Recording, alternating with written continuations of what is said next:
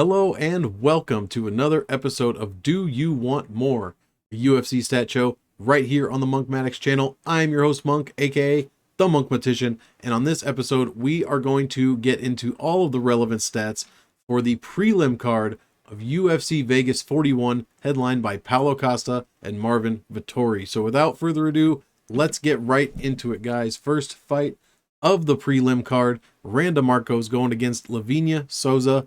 Markos, this is a strawweight fight, I should say. Markos, 5'4", 63-inch reach. She's 36 years old. Professionally, she's 10-11-1. In the UFC, she is 6-10-1. 72% of her fights have gone the distance in her pro career. No fights have ended by knockout TKO, and 4 wins by sub, 2 losses. Her average fight time in the UFC, 12.5 minutes. Her ass whip index for those 17 fights, minus 2.52. That is 24th highest out of 36. Power index 0 and a perfect chindex of 0 as well. Souza, 5'3", 63-inch reach, 30 years old, 14-3 as a professional, 3-2 in the UFC. 35% of her fights have gone to decision. She has 2 wins by KO, 1 loss, and 8 wins by sub, never been subbed. Average fight time for Lavinia, 10 minutes even. Ass whoop index, negative 3.66, so worse than even Markos. 0 power index and a poor chindex, 1.18. That is 33rd out of 36th. Markos opened plus 130. She's currently plus 109. Souza opened minus 150, currently minus 135. This fight, plus 175 does not go to decision. Minus 245 does go to decision. Statistically, I'm capping this at about 53.4% for Souza, 46.6% for Markos. There are the finishes in the UFC. Markos only 16.6% finish win percent, 20% finish loss. Souza a bit higher than that. Couple of finishes in the first round for both of these ladies and finish losses as well. Striking data, 2.87 strikes landed per minute for Markos. If I say strikes, I do mean significant strikes, of course. 42% accuracy there. Gets hit with 3.27 strikes a minute at a 58.7% defense. Ends up with a striking differential of negative 0.40. That is good for 20th out of 36th in the division, so just a bit below average. Ends up with a positive striking efficiency. 50.9% of her fight time has come at distance. 0 knockdowns for, 0 knockdowns against. Souza lands 2.06 strikes per minute, 45% accurate. Gets hit with many more than that, 3.38 per minute, 62% defense. Pretty good there. But she does have a negative 1.32 striking differential, 32nd out of 36 fighters. 7.68 striking efficiency. Spends 55.7% of her total fight time fighting at distance. No knockdowns for, and has been knocked down twice. That's why she has such a poor chindex. Basic takedown data for Markos, lands 1.2 per 15 minutes at only a 28.8% accuracy. Gets hit with 1.7 takedowns per 15 minutes. Only a 53% takedown defense, so not very good there. Negative 18.25 takedown efficiency.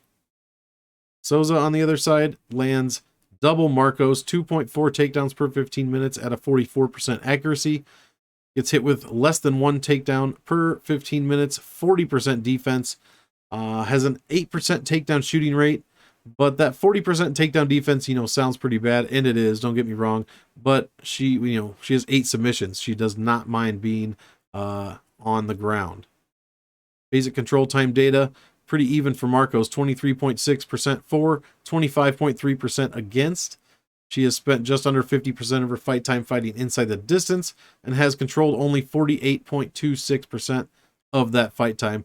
Decent get-up time at 134 seconds and a decent hold-down time as well, 177 seconds. Let's see here. Souza on the other side gets out-controlled almost 2-1, 15.5% for, 28.6% against. Spends 44% of her fight time inside the distance and only controls 35.19% of that grappling time. Has a very slow get-up time and a very slow or quick hold down time rather, which is interesting for someone who likes to fight, you know, with 8 submissions fighting off her back. Let's see, Souza does throw 1.2 submissions per 15 minutes, so Markos will have to watch out for that. She has been subbed twice in her career. Advanced significant striking data. What does this tell us? What's jumping out? Defense and accuracy pretty much goes to Souza, and the volume pretty much goes to Randa Markos here. Advanced significant striking efficiency and differentials. Pretty even keel for Markos here. Negative in a couple of categories. And then the differentials, not very good, you know, anywhere. Souza on the other side, bit better in a few categories, but negative in her 2 of her categories as well. And then the differentials are not good for Souza. Minus 1.52 head strikes per minute. Yeah, almost a strike differential at distance, or a strike, yeah, differential at distance here. Everywhere else she is pretty much negative. So not much of a striker for Souza, it turns out. Last 5. Markos is 1-4 in her last 5. Negative almost 15 ass whoop index. That is bad. Negative differentials in every category in her last 5. Meanwhile, Souza has positive takedown differential, but her striking and her control time leaves something to be desired. And that Chindex, 1.18. You know, Markos has no knockout finishes, but Souza might be the one to get that done against. Categorical trends compares the last 5 fights to their total career. Let's see here. Markos, her significant striking defense has dropped 11% over her last 5, but her takedown accuracy has gone up 21%. Strength of schedule, Markos has the much better strength of schedule, except that strength of victory is 50 out of 100. That is very poor. You want to see these numbers above 75, which we pretty much are across the board for Markos here. Souza, yeah, not much to speak of, except the strength of defeat, pretty good there. And this is how the last 5 fights for each fighter break down. 4 losses in a row for Markos. This might be a win or go home match here. She can't get it done against Souza. I don't know. 5 in a row. Not looking very good. Got her ass whooped in all 4 losses as well. And then some graphical analysis of a few categories here. Markos currently below her opponent's average as far as strikes landed per minute, and trending down as her opponents trend up. And then no takedown game to speak of, and her control time is so far below her opponents. It's crazy. 47% to 11.5%. Souza on the other side, her striking crashing into the ground, trending way down. Same with her takedowns, but way above her opponent still. That control time almost 2-1 and trending down. And lastly, visual statistical recap. Pretty even as far as basic fight metrics here. Strength of schedule does go to Markos, as we talked about for the most part, except that strength of victory. And then the aggregate win-loss and finish rates. I kind of use this to decide whether or not the fight's going to go the distance or not. Professionally, we're right about, less than 50% for the most part. And then in the UFC, only 22% finish there. So probably going to go the distance here, guys. I'm probably leaning Lavinia Souza, but this is going to be a Gamblers Anonymous type fight for me. Next fight, Jeff Molina going against Daniel Lacerda, his first fight in the UFC, so we're not going to have much to talk about. One fight against no fights. Molina, 5'6", 69-inch reach, 24 years old. Flyweight fight going against Lacerda, 5'6", don't have a reach from him, 25 years old. Molina, 9-2 professionally, 1-0 in the UFC. He has 3 knockout wins, 4 submission wins, 1 submission loss. Daniel Lacerda, 11-1. As we said, no UFC fights. 5 knockout wins, 1 loss, 6 submission wins. So he is quite the finisher, 11 of 12 wins there. Molina's fight in the UFC did go 15 minutes, an 11.43 ass whoop index. That is second in the division out of 29 flyweights that I have. 1.06 power index and a perfect chindex. Molina opened -170, currently -167. Lacerda opened +145, currently +139. This fight is a +110, doesn't go to decision. -150 does go to decision. Statistically, it's heavily for Molina just because I have no stats for Lacerda. So like I said, this will be quick. Strike landed per minute for Molina. Wow, first in the division, 12.6 per minute. 53% accuracy, got hit with 7.73, second most in the flyweight division.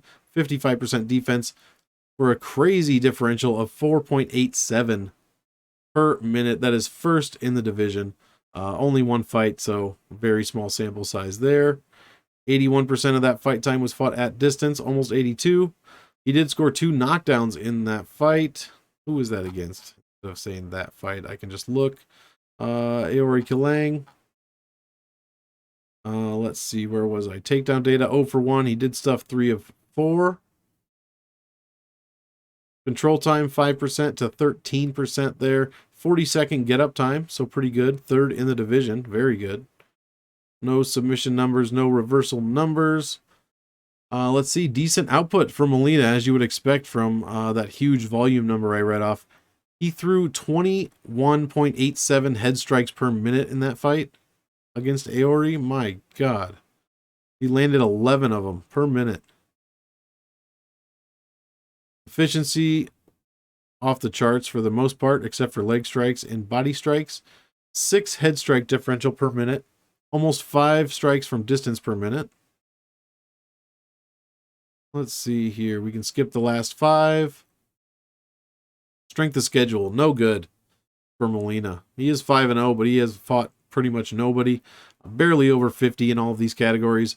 Daniel Lacerda, much better. 4-1, however, but strength of schedule is looking good. Over 60 for most of these. 56 strength of victory, 85.7 strength of defeat. So his one loss was against someone decent, at least, in their last 5. And there's how the Molina fight breaks down against Aori earlier this year in April. Let's see, we don't have to look at that. Only one fight.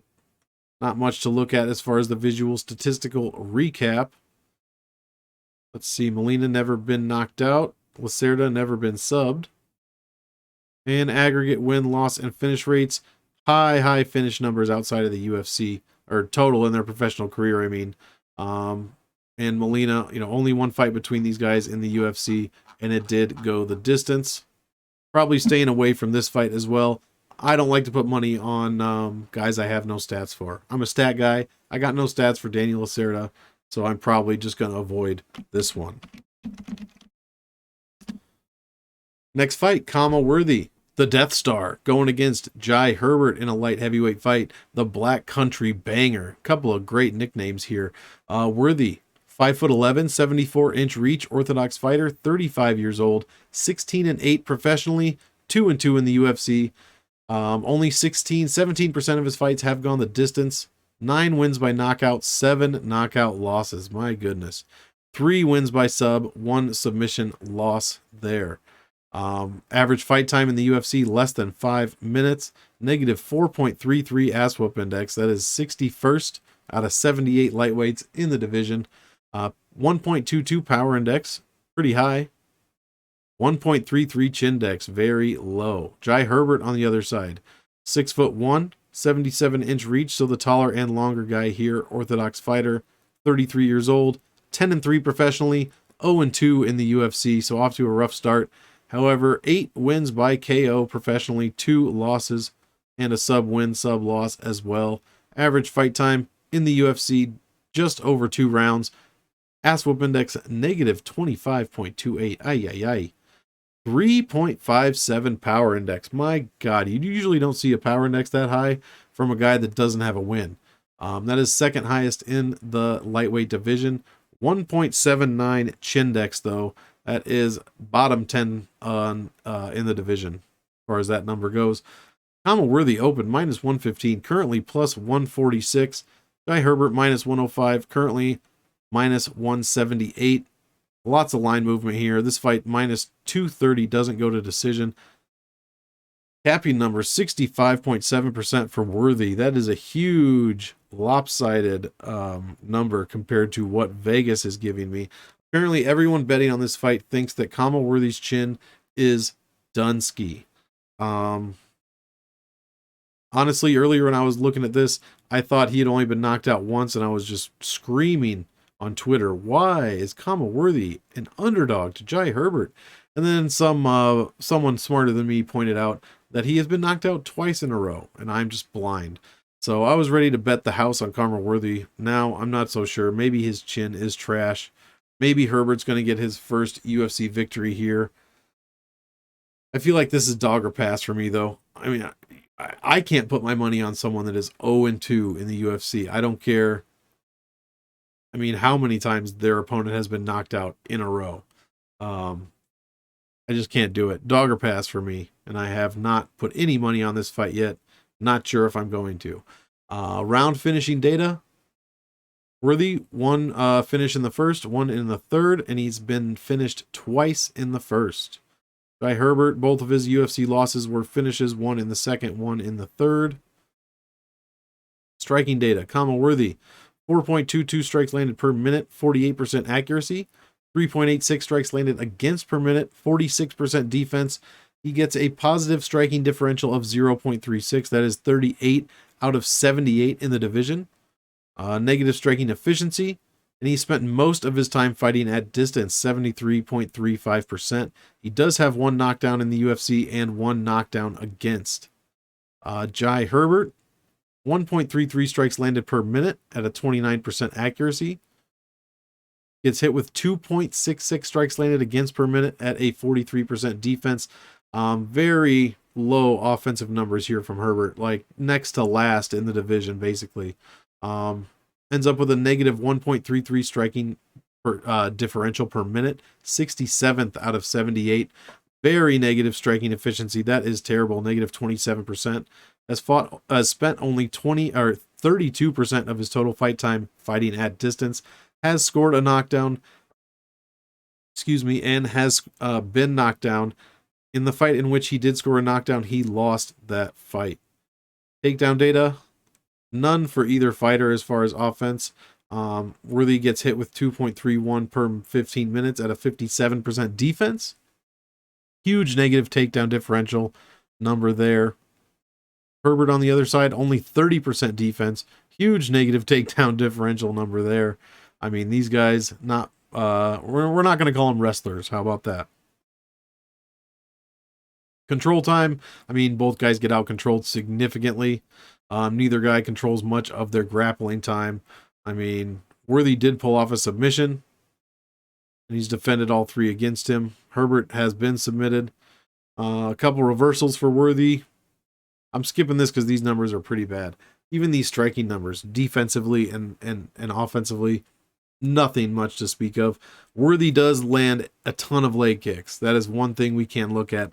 He throws almost 2 leg kicks per minute, fourth highest in the division, lands almost 1.5. What does Jai Herbert's leg striking defense look like? Only 10%, but that is 28th and 27th in the division.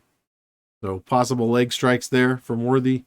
Negative striking efficiencies everywhere.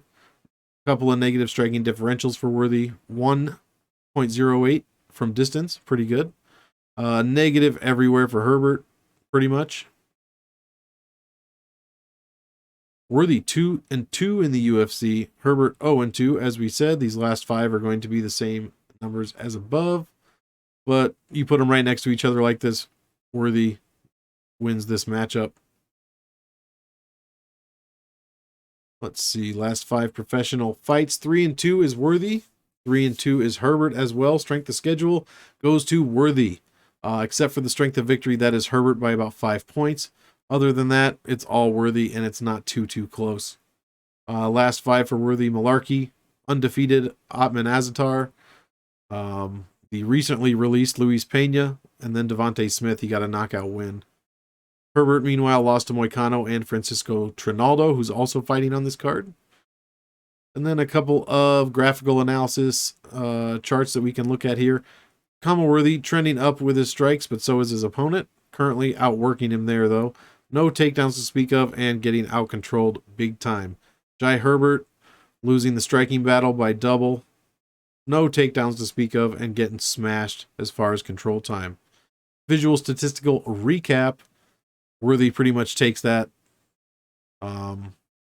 I mean, strength of schedule is all worthy, as we said. And then the aggregate win-loss and finish rates, big-time finishers professionally, and in the UFC, it's only gone up to 100% wins and losses. So, yeah, I don't think this fight's going the distance. Yeah, like I said, I think this is dog or pass here. There's no way I'm putting money on a guy that has not even had a win in the UFC, 0-2, and against a guy who's, all he has to do is get you with one shot. That's it. And it is a possibility if he doesn't get clipped first. Next fight, Jamie Pickett going against Laureano Staropoli. Jamie Pickett, oof, ugly fight here. 6'2", middleweight fight. 6'2", 80-inch reach, orthodox stance, 33 years old. Professionally, he is 11-6, 0-2 in the UFC again. So you probably know who I'm not putting money on, at least. Let's see, 8 wins by knockout, 1 knockout loss. Does have a couple sub wins and losses on his record. Average fight time, 8 minutes, negative 27.72 ass whoop index. That is third lowest in the middleweight division. Never scored a knockdown, and his chin index, what's wrong with me? Absolutely horrendous, 1.37, 66 out of 71. Staropoli on the other side, 6'1", 71-inch reach, 28 years old, 9-4 professionally, 2-3 in the UFC. 5 wins by knockout, 1 loss, 2 submission wins. Average fight time in the UFC, all 15 minutes. Negative 6 ass whoop index. Never scored a knockdown and has a poor chin index of 0.35. But that's still an entire point less than Jamie Pickett, who is plus 200, currently plus 193. Not much line movement here. Staropoli currently minus 237. This fight is minus 170, does go to decision. I have Staropoli capped at 67.5% to 32.5%. Yeah, no shot. I'm putting money on Pickett here. Staropoli, what's he sitting at? -2. Yeah. No. Avoid this fight. Red alert. Avoid this fight. Yeah, Pickett. Only 1 finish between these guys, and it was a round 1 finish loss from Jamie Pickett. Striking data. Let's see. Look at that. Pickett, very poor.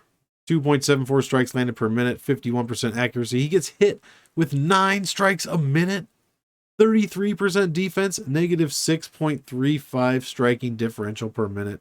That is absolute last in the division. Last. How many minutes of UFC fight time? 16 minutes.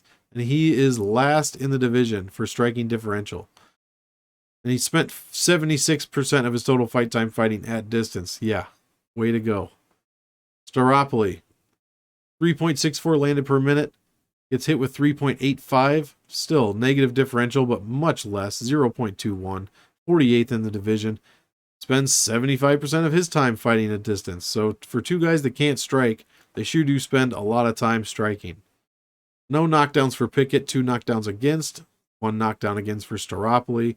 Basic takedown data, trash. Pickett has stuff 2 of 2 takedowns. Yeah. Staropoli, 52% takedown defense, 40% takedown accuracy, only throws 2 per 15 minutes. Trash. Control time, trash. Advanced control time, trash. No submissions to even talk about.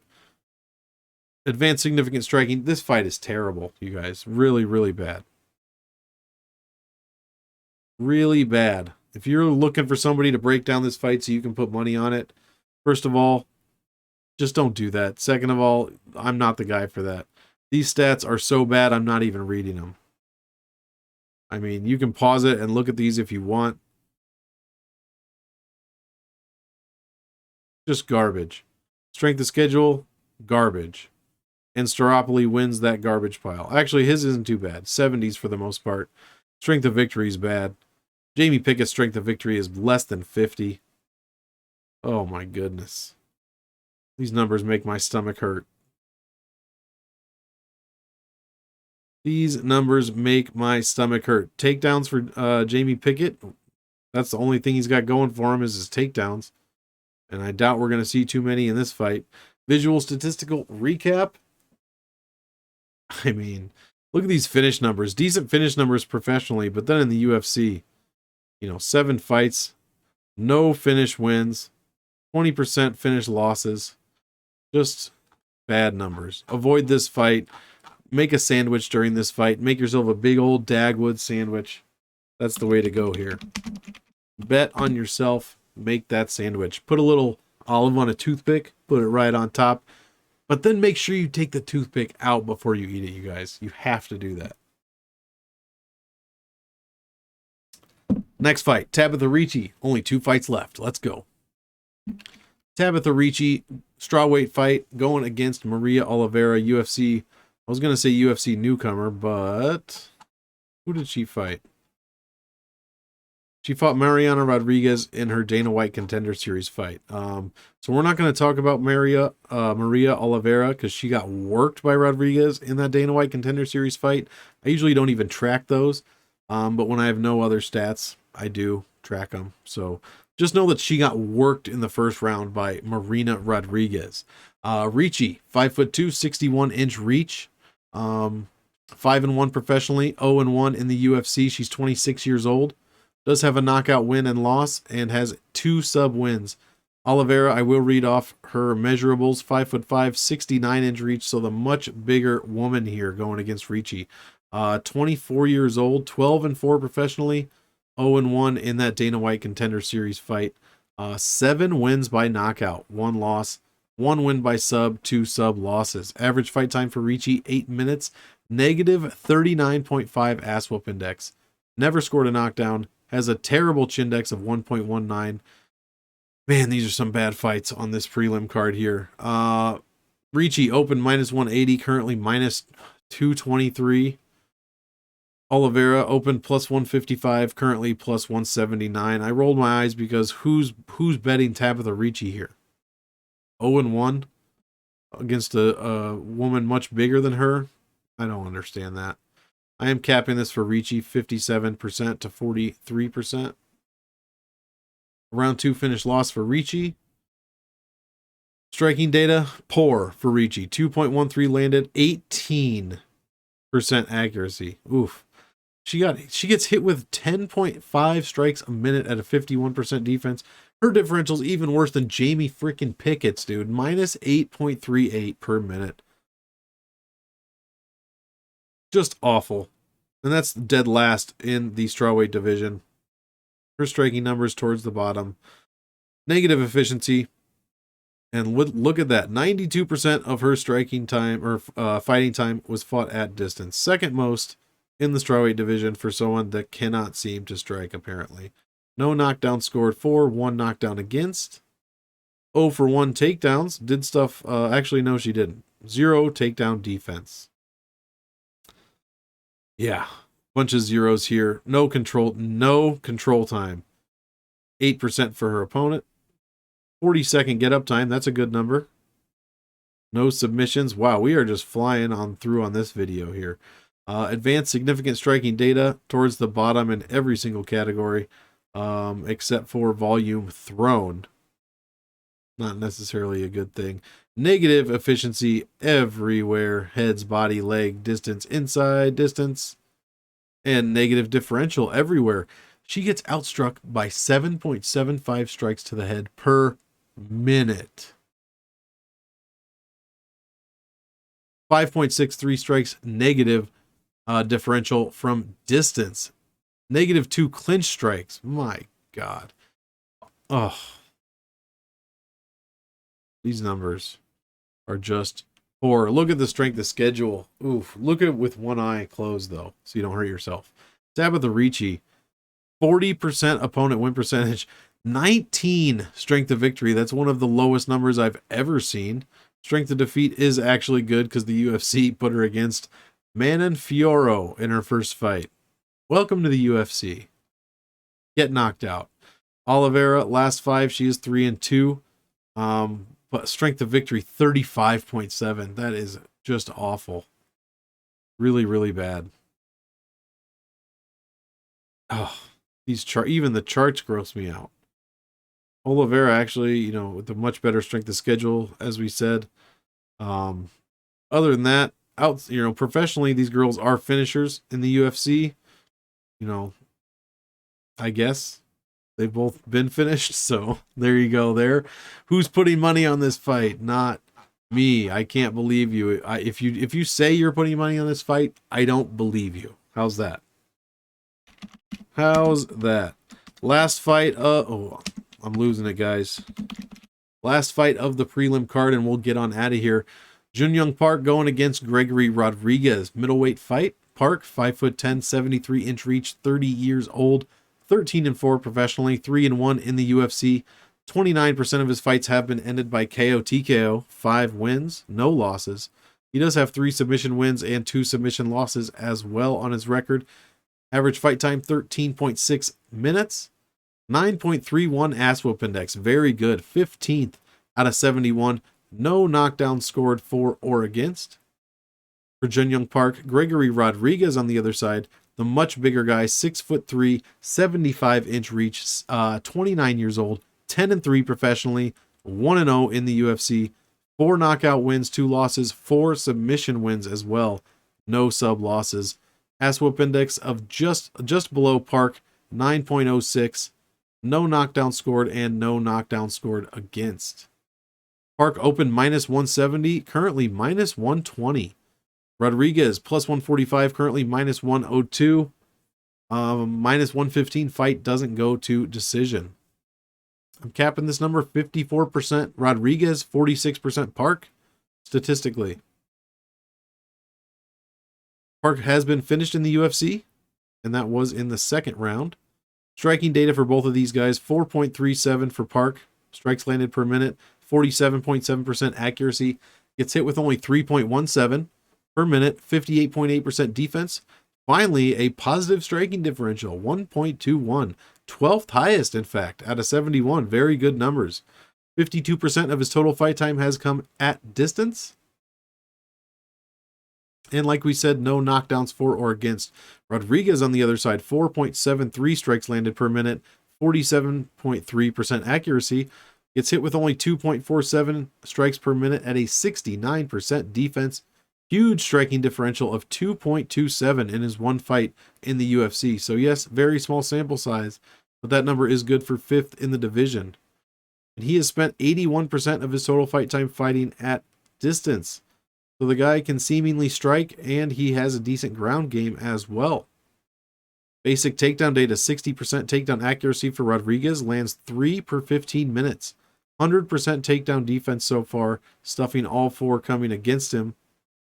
Park on the other side, numbers a little bit worse here. 3.02 landed per 15 minutes, 57.9% accurate, but his defense needs work. 46.15% takedown defense. He does have 3 submission wins, so he might know his way a little bit around on the ground, but he also has 2 sub losses going against a guy with 4 submission wins. So obviously someone that knows his way around the ground as well. Park dominating the control time category, 38% to 10%. Spends 47% of his fight time fighting inside the distance. Controls 79.9% of that grappling time.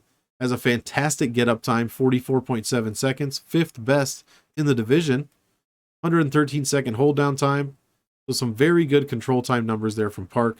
Rodrigues, on the other hand, pretty even control time, 9.5 to 9.5. Only controlled, 50% of his grappling time. So you got to give the edge to Park there. Advanced significant striking data. We're kind of all over the place with Rodrigues here and Park. I mean, pretty small sample sizes for the most part. Striking differential and efficiency. I mean, Park, positive efficiencies everywhere. Head strike differential per minute is 2.05. He is negative as far as body and legs go, but everywhere else he's looking pretty good. Rodrigues, negative efficiency in 2 categories. Big time striking, head striking differential, and the distance striking differential, plus 2.4 per minute. That's going to be because of the height and reach advantage, which I'm sure he has in, I guess in his one fight so far in the UFC. Last 5 we can skip. And then strength of schedule here is going to lean Park. All except that strength of victory category, which goes to Rodrigues, but everywhere else, Park has Rodrigues beat, and it's not too close. A decent ratio out of Rodrigues, though. His opponent's wins in his last 5. And then the last 5 fights in the UFC, Rodrigues, beating Dusko Todorovic, unanimous decision, pretty solidly there, 9.06 ass whip index. And Park, a couple of decent wins. I mean, good wins here. Nchukwi, John Phillips, and Marc-Andre Barrio, some very good wins there. Some dominant decision wins. And then he did lose his UFC debut against Anthony Hernandez, got submitted. So this could be a good fight here to, headlining the prelim card. A little sleeper fight here. Let's see. Looking at some charts. Park outlanding his opponents and trending up. Has a decent takedown game as well over his opponents and trending up. Same with the control time. Some good looking graphs here for the first time on this entire card. Rodrigues only 1 fight, so too small of a sample size to really look at. Visual statistical recap. Each guy, Park has the grappling control time. Rodrigues has the distance percent and the takedown defense and the striking defense. Park never been knocked out. Rodrigues never been submitted. And then the strength of schedule belongs to Park, and it's not really close, except for that strength of victory. Just going to Rodrigues here. And then for the last time on this video, we'll look at the aggregate win-loss and finish rates. Professionally, these guys are finishers. In the UFC, not so much. 1 finish loss between them. So yeah, I don't know. I'm thinking this one probably finishes inside the distance. To be honest, what were the odds there again? Minus 115. So we'll kind of see as the week goes on how this one turns out. But this one could be a good fight. The Iron Turtle going against RoboCop. Another great nicknames here from these guys. That's going to wrap it up. All 6 fights from the prelim card. We've broken down all the relevant numbers for this one. Make sure you guys do your fight tape as well. Pair it with this companion piece, and you're going to take money from your bookies this weekend. There's at least 3 fights on this prelim card that I'm saying stay away from. Do not touch. I wouldn't touch them with your money. So, go back over and pay attention to that. Like I said, I don't know how you're putting money on the Markos fight. Definitely not putting money on Jamie Pickett. And how are you putting money down on the Tabitha Ricci fight? Aye. So make sure you guys do your fight tape. Like I said, pair it with this and you will take money from your bookies. Be on the lookout for the main card breakdown. By the time you're done watching this, that one's going to be out. So why don't you just roll right over and get all your knowledge in right now, beginning of the week. Thanks again for tuning in, guys, and we will see you in the next one. Peace out.